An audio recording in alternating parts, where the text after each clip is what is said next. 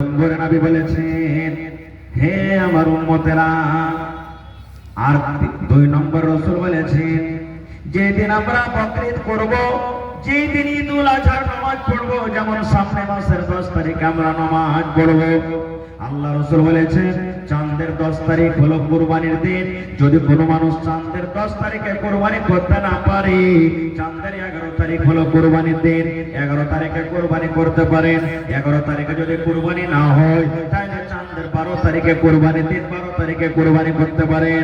যদি কোনো মানুষ, যদি কোনো আল্লাহর বান্দা চাঁদের 12 তারিখে যদি কুরবানি না করতে পারে, তাহলে চাঁদের 13 তারিখ পর্যন্ত কুরবানি করবেন। তাহলে চাঁদের 10 তারিখ, চাঁদের 11 তারিখ, চাঁদের 12 তারিখ, চাঁদের 13 তারিখ, 4 দিন হলো কুরবানির দিন। আল্লাহর নবী বলেছেন, উম্মত, এই 4 দিনে যদি কোনো মুমিন মুমিনা রোজা রাখে, তাহলে তার রোজা রাখা হারাম, তার রোজা রাখা পাপ, গুনাহ হয়ে যাবে, পাপ হয়ে যাবে। এই 4 দিনে তার রোজা রাখা চলবে না। 4 দিন হলো কুরবানির দিন। নবী বলেছেন এই 4 দিন তোমার এই রোজা রাখা চলবে না।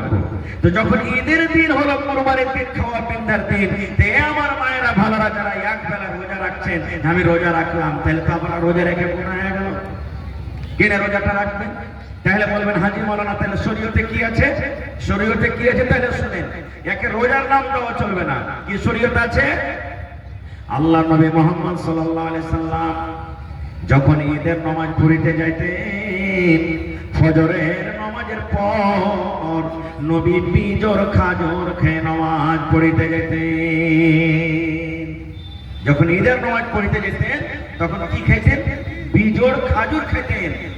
বিজোড় খাজুর, বিজোড় খাজুর মানে ভাই একটা খাজুর খেতেন, কিংবা 3টা খাজুর খেতেন, কিংবা 5টা খাজুর খেতেন, কিংবা 7টা খাজুর খেতেন, কিংবা 9টা খাজুর খেতেন। আল্লাহ নবী বিজোড় খাজুর খেয়ে নামাজ পড়িতে যেতেন। আল্লাহ রাসূল উম্মতকে বলেছেন, উম্মত, যখন তোমরা ঈদের নামাজ পড়িতে যাবে, তখন তোমরা খাবার খেয়ে যাও। বলবেন, মাওলানা আমাদের বাড়িতে যদি খাজুর না থাকে তো কি খেয়ে যাব? যদি খাজুর বাড়িতে না থাকে তাহলে কি খেয়ে থাকবো? আপনার বাড়িতে আনারসা আছে, আনারসা খেয়ে যান। আপনার বাড়িতে রসগোল্লা আছে, রসগোল্লা খেয়ে যান। আপনার বাড়িতে লাচ্ছি বানাচ্ছে, লাচ্ছা খেয়ে যান। আপনার বাড়িতে ক্ষীর হয়েছে, ক্ষীর খেয়ে যান।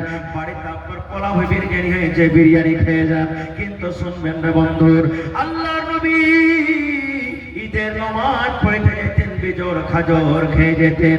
আপনাকে ধ্যানে রাখতে হবে, আমি যখন নামাজ পড়িতে যাব, আমার বাড়িতে যদি খাজুর না আছে, তাহলে আমাকে বিজোড় খাবার খেয়ে যেতে হবে। বিজোড় খাবার বলতে কি ভাই, একটা আন্দাজা খেয়ে যেতে হবে, কিংবা 3টা আন্দাজা খেয়ে যেতে হবে, কিংবা 5টা আন্দাজা খেয়ে যেতে হবে, কিংবা 9টা 7টা আন্দাজা খেয়ে যেতে হবে। নাকি বলবেন, হাজী বলেন এত আন্দাজা খাওয়া যায়? একটা আন্দাজা খাওয়া তো অফল, পারবো না খাইতে, তো কেমন করে খাবো? বন্ধুরে, একটা খেতে পারবেন না, বলার উদ্দেশ্য হলো যদি আপনি জোড়া খেয়ে চলে যান তো আপনার গুনাহ হবে না, ক্ষতি হবে না। সুন্নাতের উপরে আমল করলে নেকি পাবেন। কি করবেন? বাড়িতে আপনারা থুবড়া খাওয়াচ্ছেন, খুব খাওয়ান না? আছে থুবড়া খাওয়া কে এলাকাতে? ফের মনে করিয়েন না যে মাওলানা থুবড়ার কথা বলেছেন, তার মানে হাদিসা আছে, বুঝার জন্য আপনাকে বলছি।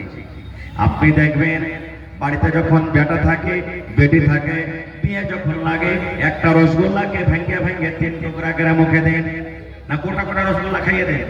খাওয়াইতে পারবে না।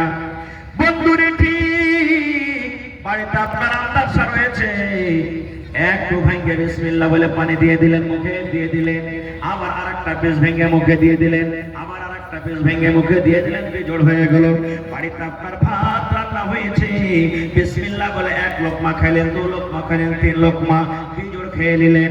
বাড়িতে আপনার রুটি আছে, ভেঙে 1 টুকরা খেয়ে নিলেন, 2 টুকরা খেয়ে নিলেন, 3 টুকরা খেয়ে নিলেন। ইয়ার মানে হলো বিজোড়। যদি কোনো আল্লাহর বান্দা, যদি কোনো আল্লাহর বান্দি এই হাদিসের পরে আমল করলে নেকি পেয়ে যাবে। এবার চলেন বকরা দিন, ঈদের দিন তো খেয়ে যেতে হবে। এবার বকরা দিন কি করতে হবে? আল্লাহর নবী যেদিন বকরিদ পড়বেন, যেদিন ঈদুল আজহার নামাজ পড়বেন, সেদিন এশারের নামাজের আগে আগে যে নবী খেয়ে নিলেন, আর কিন্তু খেতেন না। এশারের নামাজের পর আর নবী খেতেন না। যেমন মাগরিবের নামাজ পড়া হলো, সেই সন্ধ্যাবেলাতে যা খেলেন খেলেন, এবার মাগরিবের এশারের পর